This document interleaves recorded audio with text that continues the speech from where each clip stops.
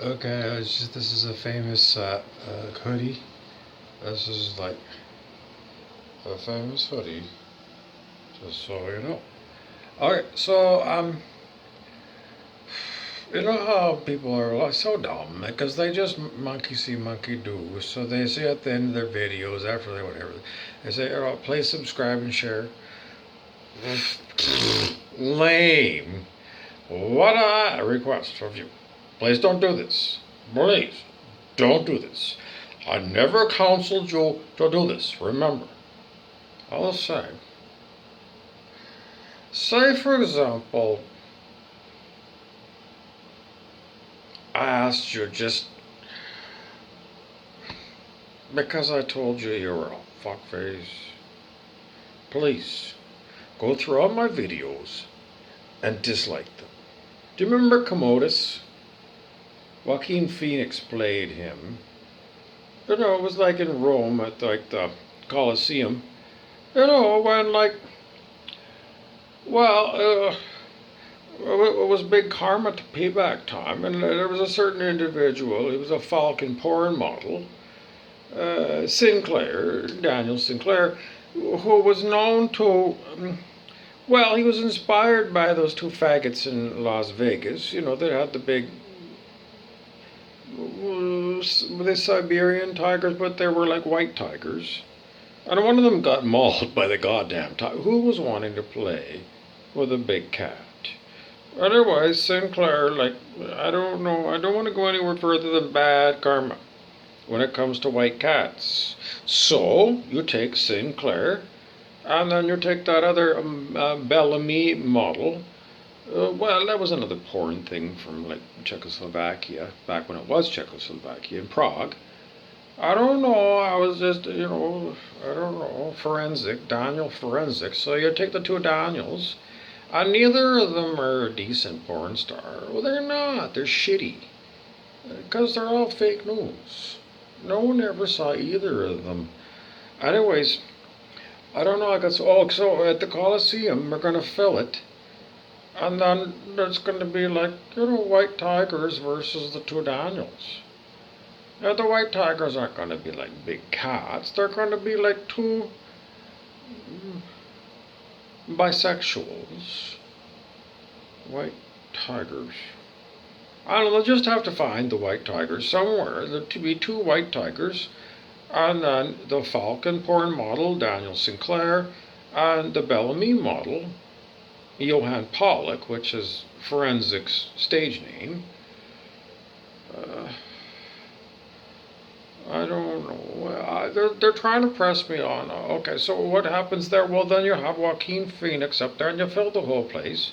And Phoenix either goes up for like you live, or it was Gladiator. I think it was the movie Gladiator, or down if you want you want them to kill the gladiator.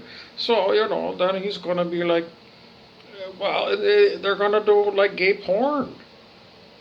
Well, you get the two big tigers, real tigers, but you gotta put in a goddamn cage. Jesus Christ, they're too big.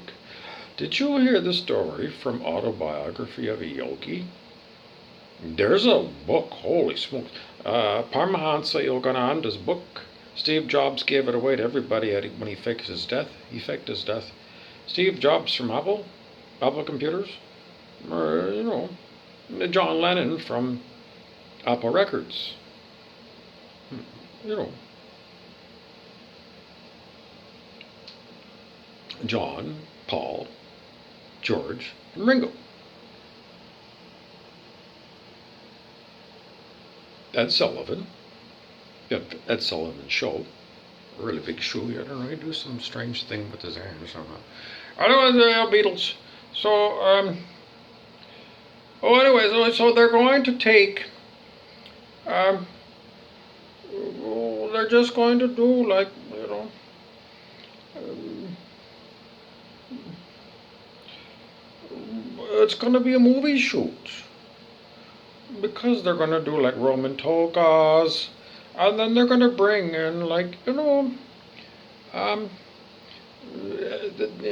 just people, just the gorgeous creatures that, you met in your life, just the most gorgeous things that you always wanted that particular person to be in like a porno movie, because there are people that you've seen at like at 1408 Brown Street. Have heard of 1408? It's a scary movie, and they made a bar. They went back in time. I don't know, because the movie was made after, but 1408 is a scary movie, and 1408 Brown Street is the Brown Street Station. Commonly known as the West Fort these days, but Brown Street Station is what that was classically known, and West Fort, and Fort William, Thunder Bay, north of Duluth, Minnesota. You got to go into Canada. Well, Duluth. I know a lady, she came from Duluth, went to the Coliseum with the rabbit's tooth. No, no, no, no, no, no, little too far. And that's how we went into the old bar. Nirvana song, Like a Fire. Okay, I don't know. Anyways, at 1408 Brown Street, well, there's a number of gorgeous creatures. There's Pretty Chris, and there's Pat Boutet, Glorious George. Just the prettiest things you ever did see. Pretty beyond belief. I remember like Rob Lowe when he was like 20. Unbelievably pretty. These are pretty ones like that. And Bellamy is known for, I don't know, somewhat pretty. Not like these ones, no. These ones that I just mentioned to you, these are what Rumpy calls gorgeous creatures. Anyways, those are the ones that we kind of want to go as the representatives of 1408 to the Coliseum, where Joaquin Phoenix is going to be the emperor, and well, he's going to be expected to participate in certain, what did they do in ancient Rome? They had like sacred prostitutes, because they had temples, like, if you're going to worship a goddess, Venus, for example, I don't know, well, then you have the temple prostitutes, and your job is to, do a good job. So, now, and then there's the other people who are going to be like, like me, well, we come in under the category of, well, there was this old gray-haired guy who was about 90 years old. He was the oldest person ever to be seen at F212 Bathhouse on Davie Street in Vancouver. He was about 5'4" and 105 pounds. And he was, running around looking to see, Anyways, I don't know. I fit in that category. We're just like extras. We can wear togas and whatever. Like, we're the people no one wants to, have sex with. Because we're the senators from Rome. Senators. And the senators are like the speakers in the Senate. And we talk a lot. We talk. But, there's something wrong with it. Quite a few, like, voluptuously fat, like, morbidly obese. And then people who are just, just gaunt. John Gaunt. I could be called John Gaunt. And, if I'm gaunt, then, well, John Gaunt is 75 years old. And, he still talks, but, he's... There's this movie. X is the name of the one character. He's a rent boy. I'm 25. And, well, this university professor, let's call him Dr. John, pays X to come over. The full rate of a rent boy, but Dr. John pays for his company because he's not paying for, like sexual congressmen. No, it's not like Ted Stevens in the Minneapolis airport playing footsie with random strangers. I mean, he was a U.S. Senator, Ted Stevens from Alaska, making pit stops in Minneapolis. Did you hear of the bar, Gay 90s? At Seven Corners, across from Bullwinkle, I don't know, transvestite bar, a place where bisexuals go in to bounce around and, check out the scene. I won't tell you about, I think it was Kevin Booth and Mikey Vera went in there and they told everybody they were astronauts or something. But, they were safe because they were both straight guys, right? So they just said, okay, you'll be my boyfriend when we go into this transvestite bar, and I'll be your boyfriend, then no one will hit on us, and then if somebody does, we can just say, don't touch the merchandise, and then they went in there for, I don't know. Well, that was the cover story. Okay, well, it's just, I don't know what else I'm going to do. Who else am I going to out this week? Well, we outed Hector Dougal of Dougal Media. Well, when he was living in Tallahassee, and, well, just that, he knew where the neighborhood gay bar was. Well, he brought me there before, I think that's before I came out.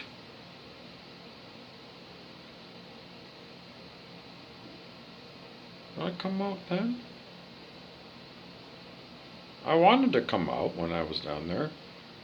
Maybe did I? I don't know. Anyway, he knew this gay bar. It seemed to me kind of odd that he would know that there was a gay bar there. Well, it was one of those, like, life is a cabaret, old chum. They were doing, like, they were doing Chicago. The singing in the Chicago, and there was, like, Boys and Girls is that song by Blur. And, just, I think it was a guy. He was kind of tubby. And it wasn't Hector. No, this other guy was kind of tubby. And, he was in tights and, a wig and, woman's makeup and, like, big hoop earrings. And, well, anyways, I can't remember if he was doing it live or maybe he was just lip syncing to, like, songs from Chicago. And it was, if you ever go into these places, it is pretty good. Anyways, well, I don't know, I'm way off topic. It just seems to me for someone with a one-way poop shoot hanging out in the local gay bars a little bit curious. Robbie Brescia a long time ago, he said to me, maybe you're curious.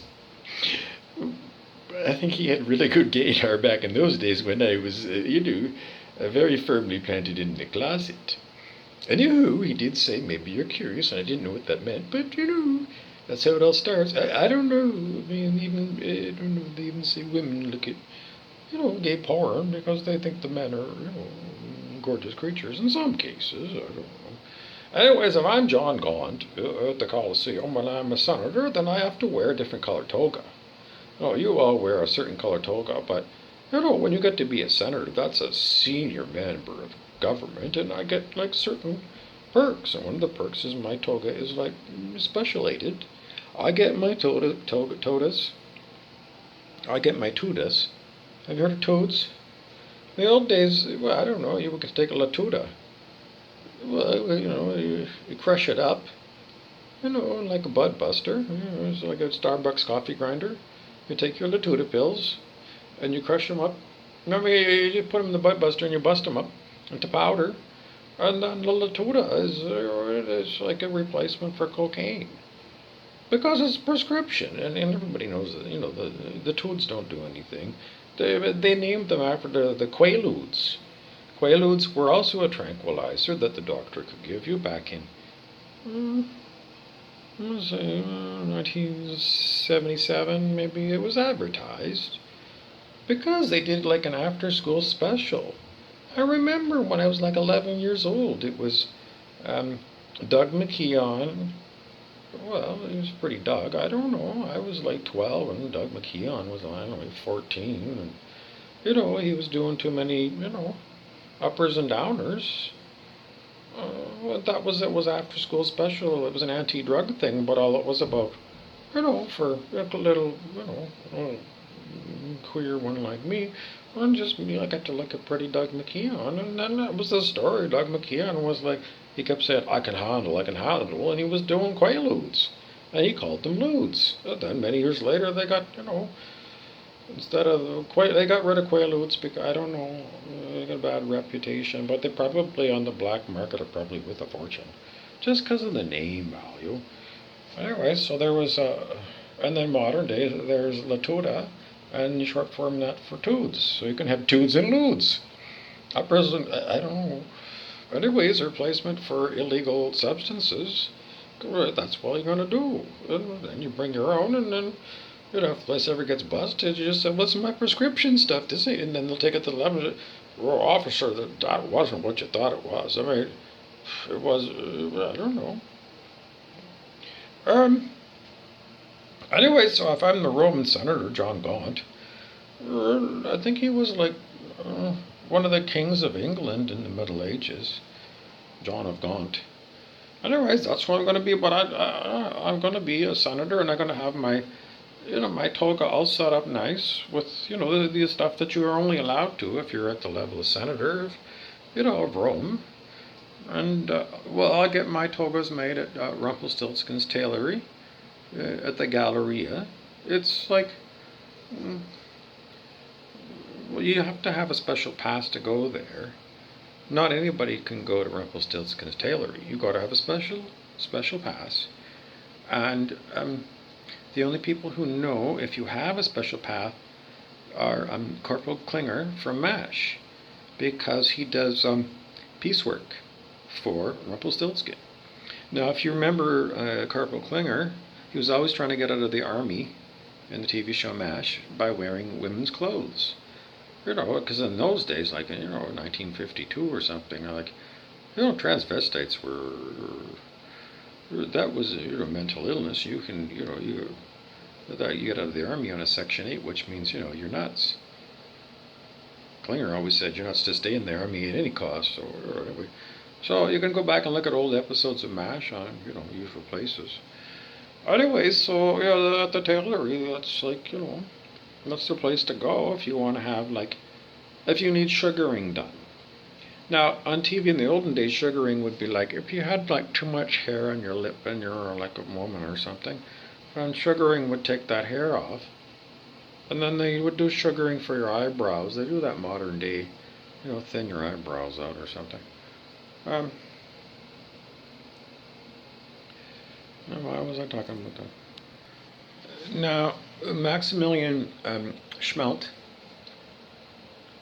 Schmee, and the half-wit, his name is Herpy.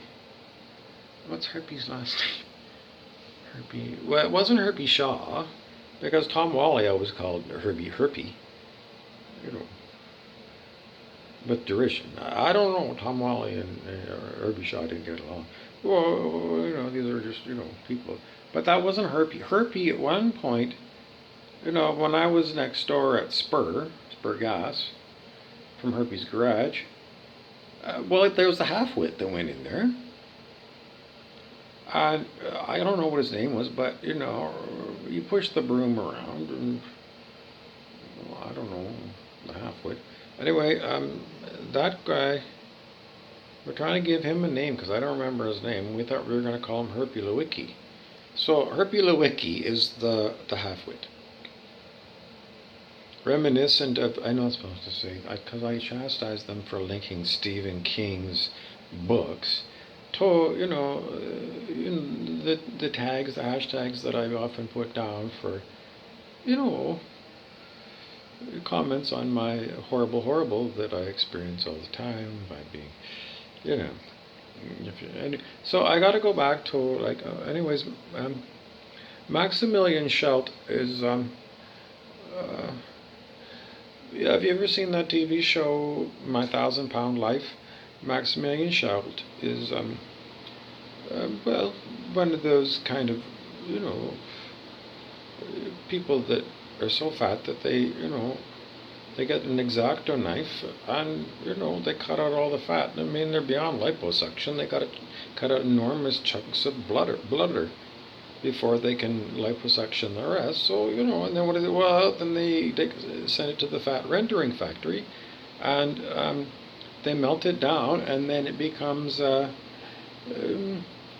an expensive byproduct that you can sell to, exclusive manufacturers of um, candles, the people that do candle magic. Yeah, they melt it down. You can make candles, or you can make cosmetics with it. You can melt it down, and it's very high in fat, and that's very good for people like John Gaunt to, rub into their face, because, you could get like those injections. And I don't know, otherwise you can just rub it in, because, generally speaking, it's like tubby people. When they're old, tubby people, when they're like 85 years old, they don't have any wrinkles. Whereas, skinny people, they got wrinkles because they don't have enough fat. I mean, fatty and skinny, or whatever it was. I don't know, Jack Sprat could eat no fat. Jim Lean could eat no lean. Well, Jim Lean is the tubby one. He's like Bert Large on Doc Martin. Have you seen that one on Netflix? You gotta watch Doc Martin. Anyways, I'm way off topic. Oh, sugaring. Well, sugaring is like for warlocks and witches like me. Well, you take your flying broom in there and you get it sugared by Rumpelstiltskin. Well, in the olden days, he went by that. He doesn't go by that anymore. Sugaring is fairy dust that you get, sprayed over. It's just for more zing to your flying. One time they did Harry Potter's stick, before he played Quidditch and won. Rumpelstiltskin's Tailory at the Galleria. Now, how do you get a pass? Well, it's going to cost you to get a pass to the Galleria. So, all magics come with a price. The price of entry to Rumpy's, everything you got, and a little bit more. Is it worth it? Well, there was a kid's book that we learned that it might have been Enid Blyton. She was a British author, like The Secret Seven or something. Famous Five. Anyways, at one point the kids, that's what they had to give. They had to give everything they had in their pockets. They didn't have wallets or purses, and they were too, they didn't do that. But they had stuff, apples, and I don't know, maybe special like medallions and whatever kids carried in those days. And they had to give all that stuff and a little bit more. So they had to give their shoelaces too. And because you needed shoelaces, so how are you going to do that? But anyway, that was the little bit more, the shoelaces that were mandatory for using your shoes. Well, that was the price of admission to, it wasn't Rumpy's Tailory, but some other adventure. So everything you got, plus a little bit more, in order to get a pass to Rumpy's Tailory. Now, why would you do that? Well, because then you're going to win the Quidditch match. Then you're going to run around in circles with the other people that are wannabe, high flyers or whatever. Fly a Garrick, There's Fat Alex down in Windsor. He's an expert at making Fly a Garrick infusions into mead. Mead is a honey turned into an alcoholic beverage, and then you add Fly a Garrick, which is like you can look it up. Magic mushroom. And then you have like a flying drink. You drink that, and even if you can't get off the ground because you're too fat, well, I don't know, you've just sugared yourself with Fly Garrick, and it's just going to lift you lighter in your loafers. Well, that's what they used to call us faggots, was being light in our loafers. So you only lighten your loafers, and you're going to be able to levitate. I'm still working on a levitating spell. I don't use spells. No, none of my magic has anything to do with spelling. Nothing. I'm actually a squib. Now, in Harry Potter, the janitor is a squib. The janitor is a squib, which means he doesn't do magic. He doesn't have a magic wand or nothing. Now, he watches all the old wizards and, and then the young trainees do all that magic. You don't do it. Now, I don't know what his reason is, but me, I don't do it. Well, because I was born a muggle. I was born into Muggle society, so when the magic goes around, me, it's Muggle magic. It's the best magic there is, and it's the strongest magic there is. It keeps us Muggles. Why do I don't want to be magic. People do call me Rio de Janeiro Warlock, but that's a musical band. Now, the supernatural, oh my god, yes, supernatural stuff happens around me all the time. All the time. All the time. Because I'm a warlock. I'm like, if you look at, I did a video about, the marks of a witch, and I got them all, and then some. All the same, it's not like the stuff that goes on around me, the supernatural, it's not, my intention to, the stuff that happens. It's Muggle magic, and it just happens, and it's wondrous, because it's just like, I didn't know that was going to happen. It's just like, wow. I just saw that happen, or sometimes it's like, how on earth did that happen? It's Muggle magic. That happens, but you don't do anything to make it happen. It's just like a surprise after a surprise, and I like that because I like to be surprised. I don't like to plan out, this and that. I don't. So, and then the Muggle magic happens. So, am I a warlock? Yes, technically I'm a warlock because the magic happens around me. And now I don't know if the janitor in Harry Potter as a squib had that issue, and I don't know if it was explained. But me, a magic happens around me. It's just like, it's involuntary magic. Because, if I say abracadabra, hocus pocus, it actually worked today. But I didn't know it was going to happen. I just said the magic words, and then I don't know. It was just like, I got this heater here. I don't know. It was like, I don't know. Like there's this heater here. I don't know if I can see it here. Anyway, I don't know. Anyway, I can't see because it's so dark. Anyways, there's like a heater, and I said abracadabra, and the heater went on like just instantaneously, and it was just like perfectly timed. It just, and I don't know. It's on one of these electric things. It's on one of these things. I don't know. Can you see it? Well, I don't know. You can't see it. Look at this. This camera doesn't do very well in the dark. Anyways, I just like abracadabra, and then it went on. Well, I know it was probably on automatic, and it just was, just happened to start at that time. But it was perfectly synchronized with me saying abracadabra, hocus pocus, or something.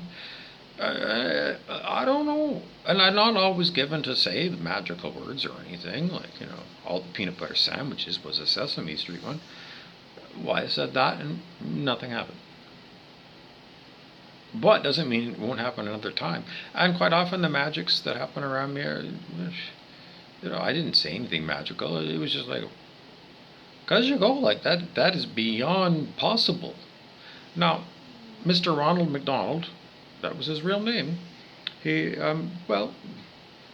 he looked like a normal math teacher, but, he must have been related to Ronald McDonald, the McDonald's restaurant clown, somehow. He was about the right height, quite tall. Anyways, Ronald McDonald, I was talking about Ronald McDonald for. Oh, he taught us about, like, probability and chance and things. And he told us that buying a lottery ticket was voluntary taxation, because he said that statistically it's impossible to win the lottery. But,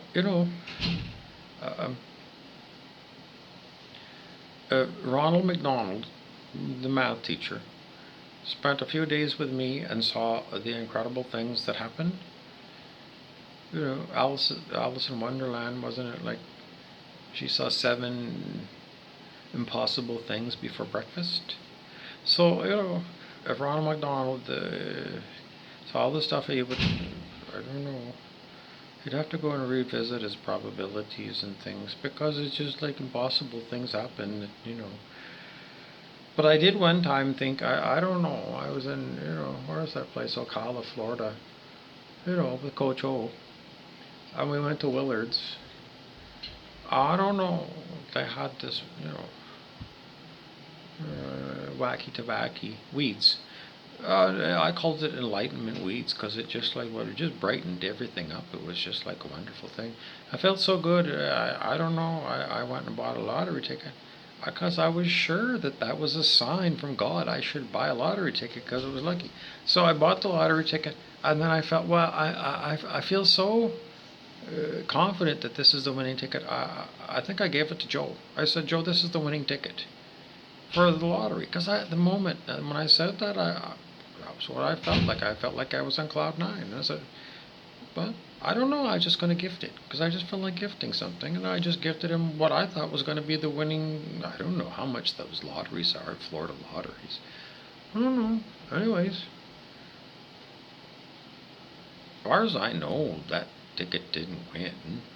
So as far as my magics, it wasn't my magics. I was just like got the feeling it was the winning ticket. So well, I don't know what's the because I can't make magical things happen. Even if I feel like it's magic, like that time when I bought I was sure. My old lady, she gets like if she sees three threes, 333, she says that's lucky. I know, and then she buys lottery tickets every week. It doesn't She doesn't buy special amounts. But anyways, after that, I didn't win. I never bought another lottery ticket. I went back to Ronald McDonald's. It's impossible to win. Um, so I can't make magics happen. If you said, but it's a surprise, and it does happen. It's just that I can't predict it.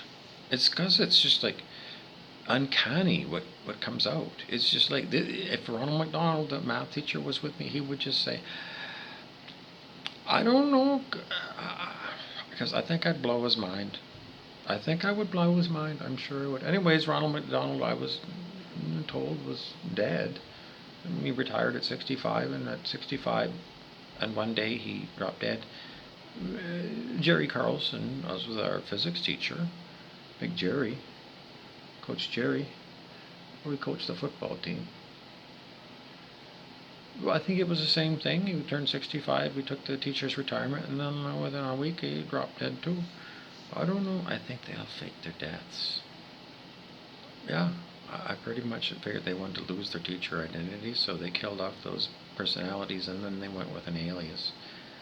Witness protection program, because they had to get away from all their old students. There's nothing worse than being a teacher and then having your old students that you knew when they were 16, and then they're, I don't know, 25, and you're 68, and he goes for a drink, and then you don't want to have all these old kids come and bother you, so you got to skip town, change your name, and start up a new life.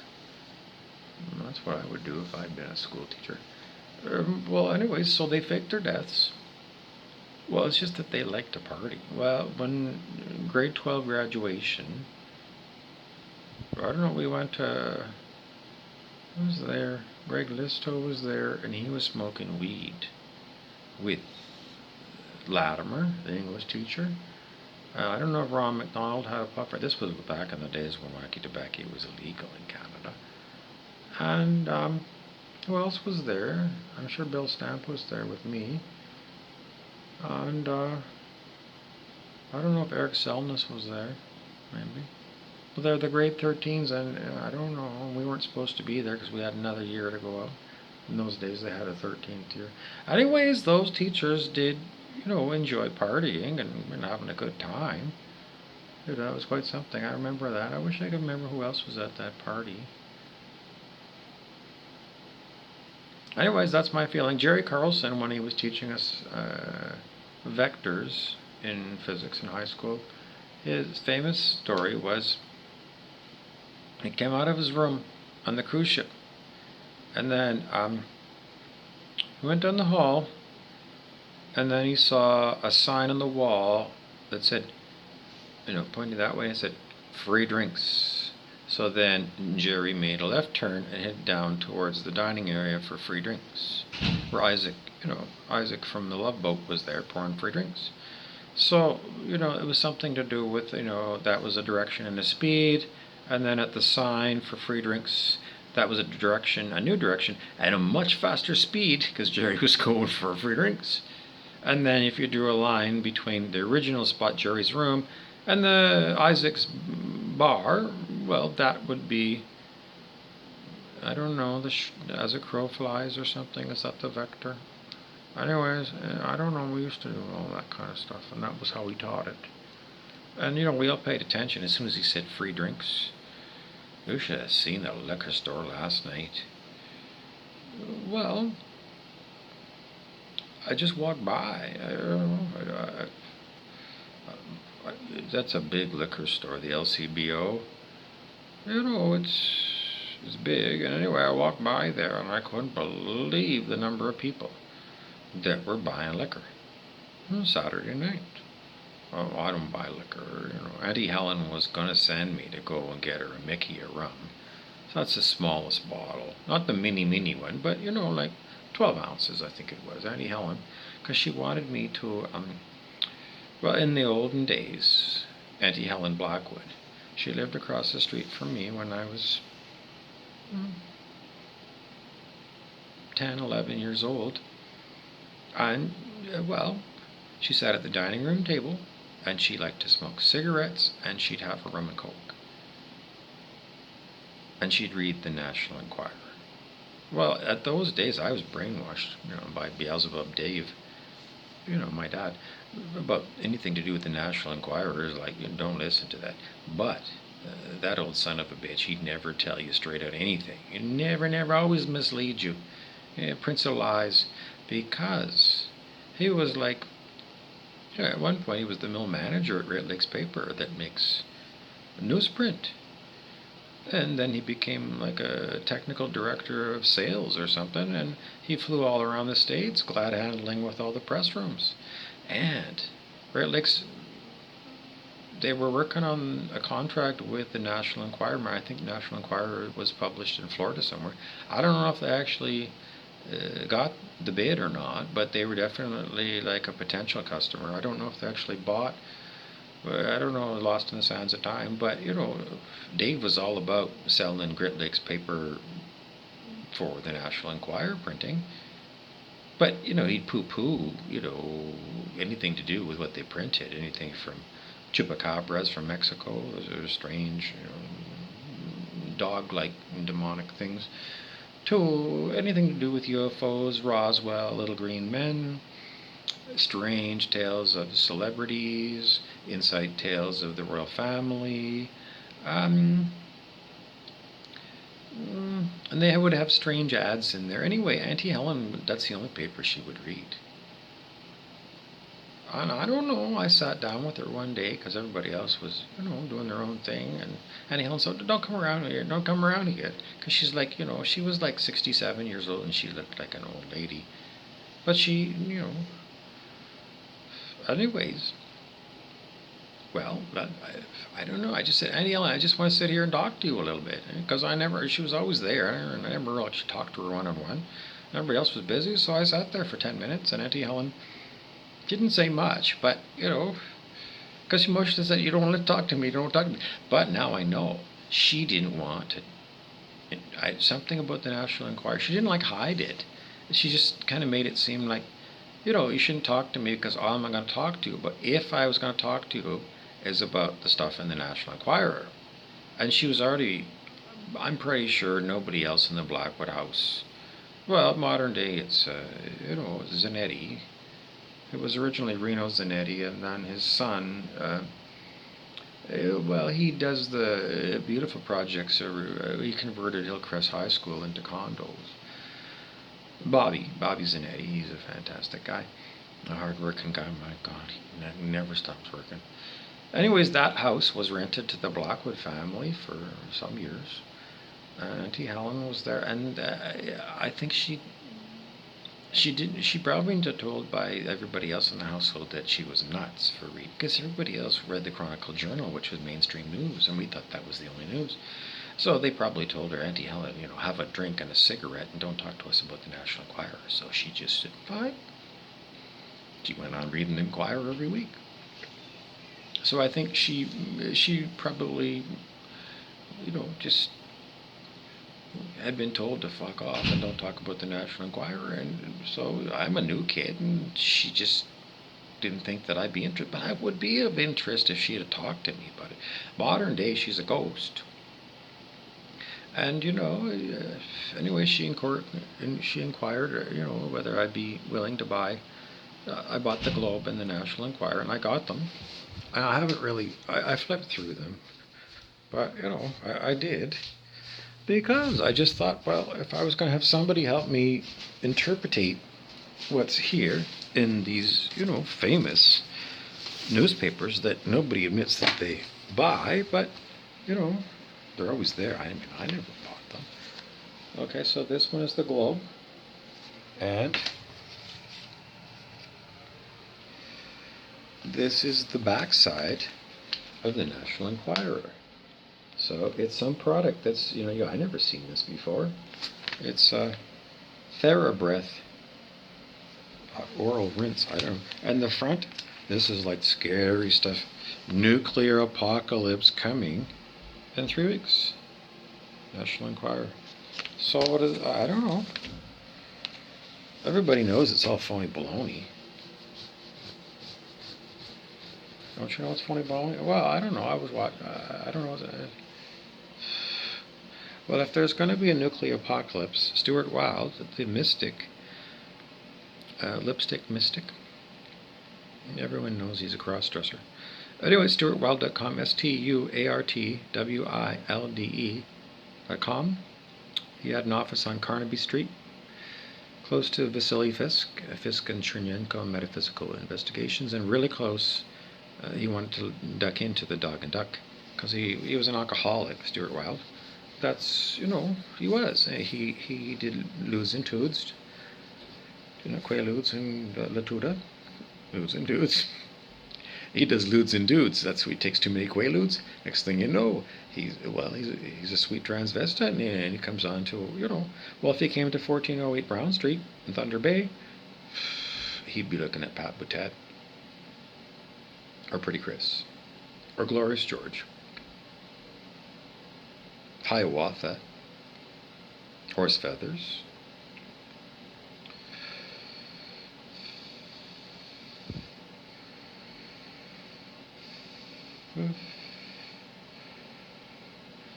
Graham McMaster. Those are like, I don't know who else would be like, well, I mean, there's Marvin the Martian and, me, John Gaunt, and, we don't fit in that category because, we're like, we're the senators, we're the old guys, and Marvin would never admit that, because he's really not that way at all. He's pretty much, celibate, like well, back in the day, he still would, he still has an eye for the ladies, and I've never seen him look at a man. Never, never, never. If there was a straight arrow, if there was ever the straightest arrow that is just naturally straight, and, because he's been, he's Marvin. He's the only straight man on planet Earth. Because, the Nirvana song was, what else can I say? Everyone is gay. Well, Hector Dougal would say he's straight, but, he hangs out in gay bars. Marvin the Martian he's Martian, and men are from Mars and women are from Venus. So Marvin the Martian is clearly 100% man. There's no Venus in him at all. He's Marvin the Martian. So he's the only straight man on the planet because he's an extraterrestrial. He's from Mars. You even have Marvin the Martian tattooed on him, so he's an extraterrestrial, and that's why he's the only straight man on the planet. And that's why he could sit, next to me all the time, and one would bat an eye, because I'm semi-openly queer. I mean, if somebody asked me, I'd say yes, but I don't go out, unless Harley comes over, but Harley give me a hug, and he gives everybody a hug, so nobody would actually think, unless I told. Now I did say, Marvin, that's, I don't know if he believed it or not, because I never hit on anybody at 1408 in all those years. Now,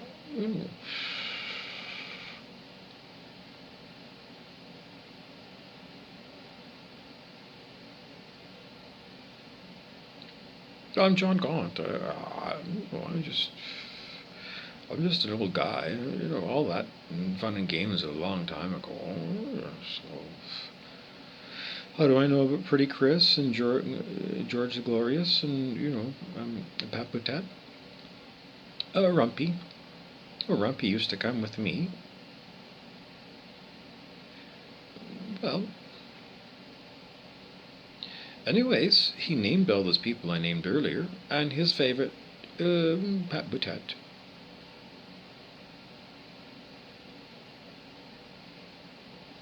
Patrick Blanchett.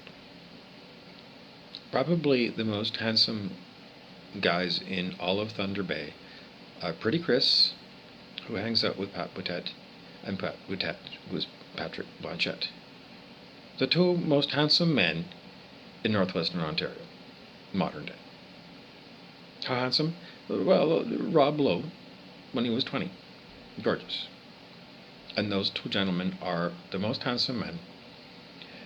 You could put them in a Rob Lowe movie, substitute one of those two for Rob Lowe, and everyone would be so pleased to see them. So we're going to make sure that those ones do get invited to the Coliseum in Rome, where Joaquin Phoenix is going to be the emperor, and I'm pretty sure he's going to want those two to be his bodyguards, because officially they're straight, and if they're with Joaquin Phoenix, I think he's straight, so they'll be safe and they'll be the bodyguards. And well, it's just once it gets to be too much, too sexy and porno, well, they can duck out, because I think the three of them are going to duck out, because they don't want to watch all the gay porn going on at the Coliseum. It's just because they got to be there for, because they're just gorgeous creatures. But then they're going to go out the back door, and Stuart Wilde is going to pull up. He's going to be driving the transdimensional taxi. Look for the transdimensional taxi driver article on Stuart Wilde's blog at stuartwilde.com, STUARTWILDE.com. He's a transdimensional taxi driver, so they're going to hop in, and Stewie is going to take them to Carnaby Street to the Dog and Duck, which is far, I don't know, I've never been there, but it's an English pub, and then they can go have an English, because the transdimensional taxi, it uses portals, and Stewie knows where the portal is, so he'll go in Rome and he'll just drive the car through the portal, and then it'll be close to that train station where, if you know the right half, the train station where all the Harry Potter people get on and then they go to Hogwarts. Well, just close to there, somewhere, is, where the portal is that comes from Rome. And then he'll drive out of the portal into traffic, and then he'll probably have a safe house somewhere in there close to the Dog and Duck. And then the three of them are going to go into the Dog and Duck, and no one's even going to know that they were ever at the Colosseum in Rome for the Roman orgy, because they were there for just to get it going, and then they went to the Dog and Duck where they can relax and have some beers. And then Dave Buckley, well, he was like the most handsome man of, when I was 22, Dave Buckley was the most handsome man in Thunder Bay in those days. Well, later on, he went to work for my competitor. When I was working for Spurgas, it was Dave and the other guy who was the older Salt and Pepper guy, and he was very handsome too, elegant. So the two of them, they ran the Can-Op, which was like the local distributor for Federated Co-op. Anyways, we went for lunch with I don't know, I can't tell you anything other than, Dave Buckley. Dave Buckley is just an incredibly handsome man. And, his partner at Can-Op was, the older sidekick, and just the two of them were quite something to see. I don't know if they ever met, what was his name? Leno's Garage, or Ron Leno. It was a garage, and he was as queer as a $3 bill. Well, when I was working for Spurry, I don't know, I had to take him out for lunch, because it was, I had to go and do, just, try and get new dealers for Spur, and I went for lunch with Ron, and the whole time he was, making eyes at me. I was a big closet case in those days, and, Ron just was way too, Tinkerbell, Stanley Roper from, Three's Company, the old TV show. He would talk about Tinkerbells and and homos. Like it's Ron Lino was he was way too queer for me. Even today, yeah, he was way too Tinkerbell for me. I don't know. How did I get on Ron? Well, because these are just some of the local color from back in the days when I was young and fully in the closet. I didn't have a girlfriend. I didn't have, well, not really. No, I was married to the brothel. That's how I dealt with, being gay in the most homophobic culture on planet Earth ever. I mean, in ancient Rome, it wouldn't be, frowned upon for, same-sex couples, but, in Canada, up until 1965, was it 67? It was 67 before they made homosexually inclined people not automatically jailed for getting a job at the government.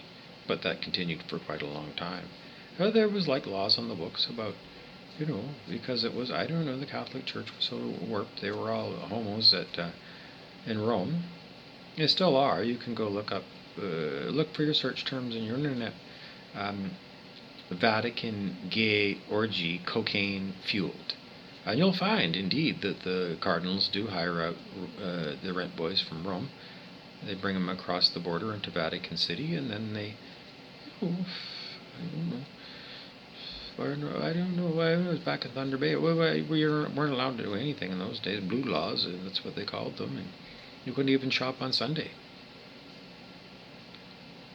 So anyways, yeah, I was born gay, and I was born illegal, born like an illegal alien, because being gay was illegal until 1967. I was born 1965. So I was born a rebel. It just took me a long time to get past, my marriage partner at the brothel. What's the brothel? Well, alcohol. That's how I managed, not being able to have what I wanted, a boyfriend. And so, to this day, I don't have a boyfriend, but I gave up the brothel a long time ago, so that I could, do more interesting things, like make videos about, things like the National Enquirer, and why it's more important to, I don't know, because that front page is still too mainstream news. I wouldn't go with that one. So we're going to go with a page. We need something like with ETs or something. Oh, look at, we got the horoscopes. Okay, so I'm going to give you Scorpio, because Rumpelstiltskin is a Scorpio. And let's see, that's October 23rd to now. Open the channels for dialogue with your colleagues. Your brainstorming sessions will prove more productive than usual. Step out of your comfort zone on Saturdays, and your lucky numbers are 3, 6, and 12. Okay, that's a good one. There's a crossword puzzle in here, so Aunty Helen would probably do that. I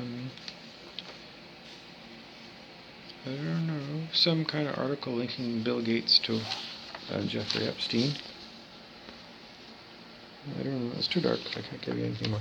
Anyways, it's expensive, it's like $6 for that newspaper. But, if you're going to buy a newspaper, these are like ones that, if you're embarrassed to have them in your dining room, where Aunty Helen is drinking a rum and coke and having cigarettes. In those days, they smoked inside the house, like steam engines. Well, you could put them in the bathroom, something to read in there. Anyways, Aunty Helen is still expecting me to help her out. She wants me to go and get a Mickey of rum and some coke and some cigarettes, and she wants to, we'll probably have to do it outside on a warm day, but it's getting warmer all the time. And I got her some pop, but this isn't good enough, because this is diet pop, and she wouldn't want this. She'd want, real Pepsi or real Coca-Cola, and I'm not sure what brand of rum, but nothing, LCBO, Liquor Control Board of Ontario. How's that for a misnomer? Controlling your booze? No, they don't. They market it all the time. They send out, beautiful, National Enquirers full of all the deals on booze and, wine and food pairings. And because Liquor Control Board of Ontario was like way back to the days of Prohibition when booze was illegal, I don't know, 1920s. It's a government monopoly and it makes so much money, and all the alcoholics go there. And who's not an alcoholic these days? Me. Who else do I know that's not an alcoholic? Um, Reverend Kane. Reverend Kane from Poltergeist. He's a buddy of mine. Well, he's the only real preacher left on planet Earth. Well, there's Joe Osteen. He's really good. He's really, really good. He's amazingly good. Well, I don't know. There's Joel Osteen and Reverend Kane. Joel Osteen is for the good people who want to be good, that want to be, yeah. And Reverend Kane is for people like Coach O. Joe Ostaszewski, he was a football coach for Florida State. Yeah, a good friend of mine. Right now we're kind of on the outs, because I'm on the outs with everybody these days, because, I'm being Coach Bob. And Coach Bob is about everybody dropping everything and get their goddamn consciousness way the hell up on the scale of human consciousness. And Coach O said, well, I know I'm not at 5 hours. And I just hung up on him. It's like, well, don't talk to me then. You're the coach, don't give me drama llama. Because then your intuition comes online and all your spiritual gifts come online and the Muggles magic starts. You want to see Muggles magic? You got to get your consciousness up. You could try the Bobby Burrows technique of spiritual enlightenment. It's kind of a Zen thing. At Jesus Burrows, just go to like the about me, and there's a link there, and that gets you to, it's almost like a comedy break, but it's my technique, the easiest technique possible for spiritual enlightenment in a Buddhist kind of sense. It's the easiest thing. It's the snooze bar technique. Do you like, you set the alarm and the next morning goes beep, beep, beep, and you hit the snooze bar? Do you like that one? That's my technique. You gotta go get the details on that, but that's what you do. You just keep hitting the snooze bar. The only catch is, don't go pee. Don't go pee. Be prepared not to go pee for 4 hours. Like say it goes off at 7 in the morning, go till noon. You can resist the urge to go pee for 5 hours, can't you? It might not be that long, but the whole goal of this technique is you just relaxing the body. If you feel like you gotta pee, just keep relaxing the body. Anyway, so that's all you're gonna do is you just resist the urge to go pee. And then what happens is you get Muggles magic. Now, am I sure it's gonna work for you? No. But it worked for me. Muggles magic happened.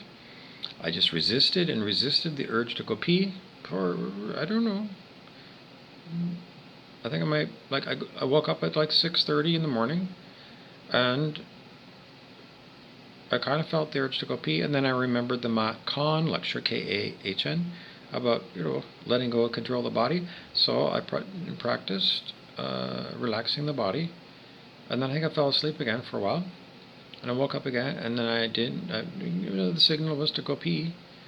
Relax, relax, relax, relax, and relax, relax, relax, and relax. And Muggles magic happened.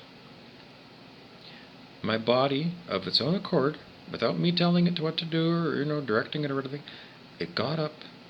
I didn't do anything. I didn't do anything. But the body, on its own accord, it went down the hall.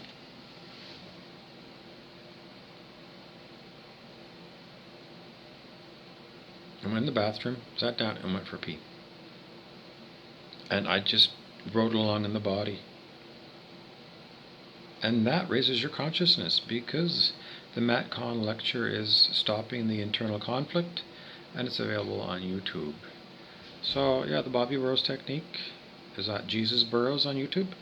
And just remember to click on the about me thing, and there's the link, and you can click on that one. And then, but I just told you that one now, so you don't really need to go there. But, if you wanted to send, I don't know, they're short, because this is an hour-long lecture, and another one's like 20 minutes. So if you've been here that long, then, is there anything else we want to talk about? I don't know, that's an hour. Oh, don't forget, make sure you dislike this video because I don't want any likes and I don't want you to share it. Don't share it. Just give me a thumbs down on it, and then go down all my other videos and just click on them enough and then give them thumbs down, because I want people to really tell me how pissed off they are that I've been calling them fuckfaces all this time. What's a fuckface? It's somebody who calibrates under 200 on the scale of human consciousness. At the fucking bottom, the death zone. It's the death spiral. Fuckface people are insane. Is Coach O insane? Yeah.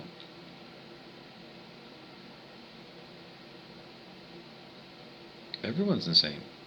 Everybody that I know is insane because they're too low on consciousness and they're just come across insane. So that's what I do. I got to give everybody a chastisement, because I'm a chaste person. Me and Marvin are like we're old senators and we don't have sex with anybody. So we're that's what you would call like a. Well, in India, that's what they do. They renounce the world. In India, once you get to be like 65 and you retire from your work life, then you renounce the world. In other words, you just say that's it. And then what do you do? Well, in India, I don't know what the hell I do, but in Thunder Bay, we used to go to the West Fort and we'd do karaoke. And when I first met Marvin, we drank some beers, but then as time went on, I had to stop drinking beer. I had to stop drinking booze altogether because it was making me sick. I couldn't drink down. And then Marvin stopped drinking too.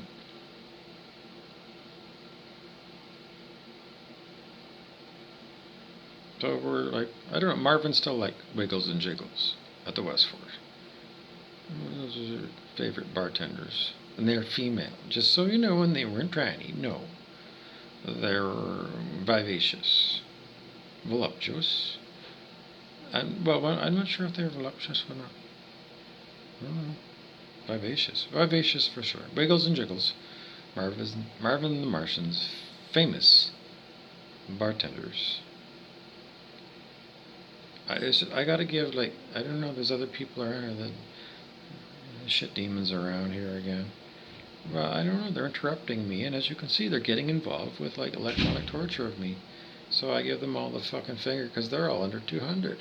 So, fuck faces are actually, if you think you're human, and, well, fuck faces are also the, I don't know, they're everywhere. So if you're fuck-faced, it means you're under 200, and you're an energy vampire, and they're energy vampires, and they fuck with my whole body. They're nasty fucking shit things. They're horrible. That's what they are. Eat the rat. I did videos about these things. Anyways, go watch those videos and make sure you give me thumbs down, because I don't want any thumbs up, not from people who are fuck-faced. So you got your marching orders. Give me thumbs down on all of them. And don't forget to go to stuartwell.com and read the article about the Nutters.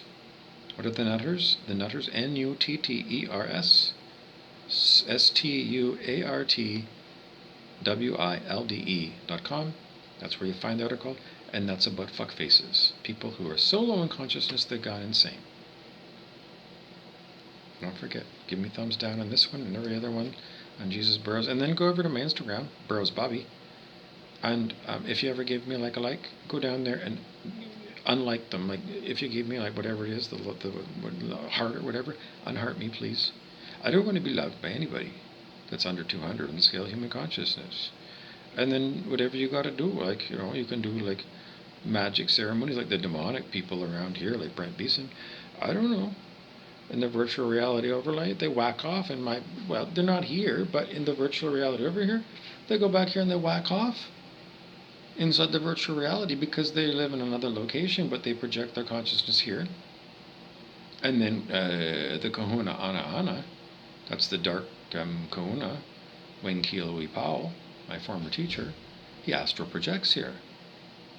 Right here, he goes into the same thing. I don't know, it's like the virtual reality, the electronic one, and these astral projection people, Mark Harden, from Vancouver projects in here. Mike Biggs of Royal Bank in Thunder Bay, he projects in here. He's my sort of brother-in-law and hasn't been divorced yet. And he won't talk to me either. No one will talk to me because they're all fuck-faced. They're under 200 in the scale of human consciousness. And I'm at 600. I'm known as a perfect. People at the level of 600, I can't even deal with the demonic here because they're breathing back here. I don't know. That's crazy.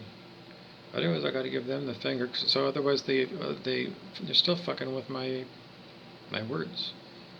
Because they're nasty. They have no respect for me whatsoever. They want to kill me. Remember It from Stephen King? And they're like that. Energy vampires. But anyways, what else was I talking about? Well, they blocked me from talking about wherever that was. Rumpelstiltskin? Yeah, he's put him at 199 in the scale of human consciousness. Negative, but the highest level of negative and smarts that you can have. Well, I don't know, but sometimes they, somebody would be like a 495, Manhattan Project kind of people. Well, they could be, used by people like Rumpelstiltskin to build atomic bombs and rods of God and, remote virtual realities in cooperation with Google. Google. Google. Halloween company.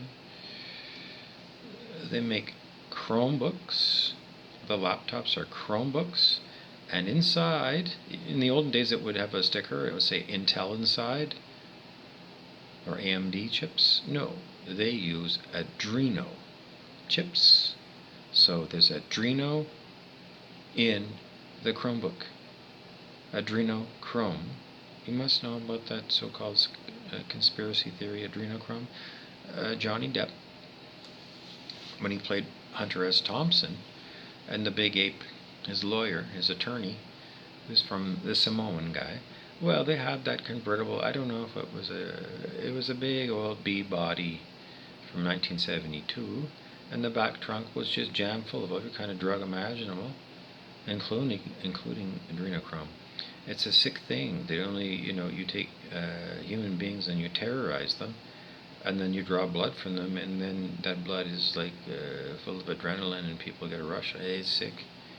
It's sick. It's demonic, and it's no joke that Google, the one that uses a regular search engine, it's sick beyond belief that they think that's funny. Adrenochrome. Adreno chips inside their Chromebook laptops. They're a bunch of sick people, and they calibrate under 200 on the scale of human consciousness, and that's why I've got a Samsung Android phone, and it's constantly fucking up. It is. I have to reboot it about 12 times a day. A lot of times it gets, what I do is I just rip off the back cover of this phone, and I take the battery out, and then I blow on it, because Stuart Wilde told us that you blow love on things to heal them. So I blow, and it's not a blow job, I do that. And Stuart Wilde told us if you blow love on things, that's healing. So I help heal the phone, and then I turn it on again, and it keeps going back because we have like such low consciousness around here. And the phones themselves are demonic. Everything to do with smartphones, everything to do with internet is demonic, because when you raise your consciousness, you get organic telepathy with people, and you don't need smartphones and things. You get direct telepathy, claircognizance, clairaudience. Now, the electronic harassment is synthetic version of telepathy. Your phone is based, it's synthetic telepathy. And this is the demonic, telling me that they don't want to talk about that, because it gives the demonic, people a way of talking to one another over long distances without raising their consciousness. And then you get trapped in the death cycle, and, Death Cab for Cutie was a band.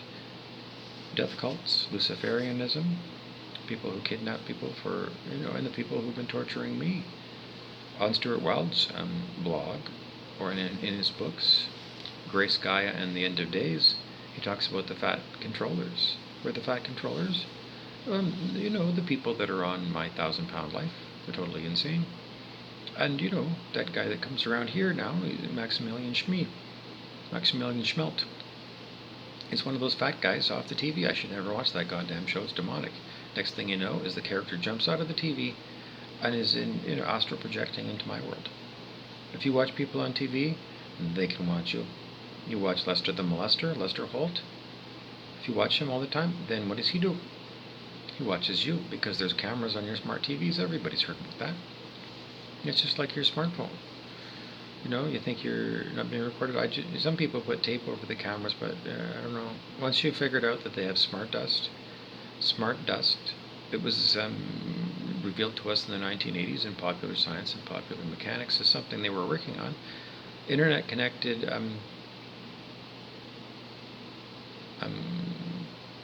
industrial dust that they spray out of the chemtrail things, and all that dust goes everywhere, and it's all got miniature cameras, and it blows in with the wind. I'm sorry, but it's true. You can go look it up, smart dust. So with smart dust, right in your bathroom, if you're going in for a shower, there's like micro dust cameras that's hooked up to some kind of internet. Does that sound like I'm schizophrenic when I tell you that? Because some people are going to say that's just the sign that you're nuts, Bob. Because that's like paranoia. They're watching you. I follow technology. I've always followed things that were in popular science, popular mechanics. I don't know. I got to put my finger up because of the demonic. It's not funny. It's not funny. It's horror. So what else do we want to talk about?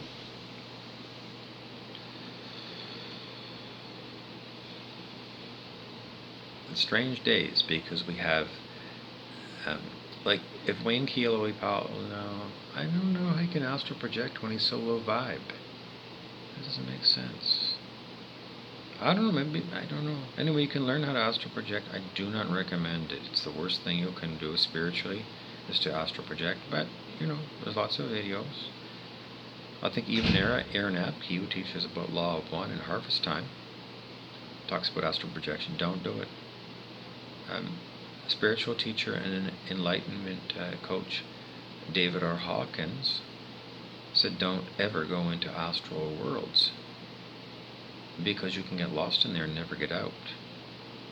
So don't astral project. I don't. But people do astral project into my body and my mind. And these synthetic virtual reality overlays made by companies like Elon Musk with his Neuralink. It's a brain implant thing. Well, you don't need brain implants because they impose the virtual reality. So, Google, they, Scott Google from Google, do gall. A gall is like a warts on plant life, leaves and things. So galling someone is to piss them off. Do gall media. I don't know. It just never ends. But he's like a product development about online interactive things, and the online becomes imposed virtual reality. When these people, they watch Ready Player One, and Ready Player One, they've got to have like VR goggles, and they wear a bodysuit so that if you're playing like Doom or something and the monsters hit you in the video game, well, with the bodysuit, it electrocutes your body and it kills your body, so you take real damage to your body. What kind of insanity is that? That's beyond insane.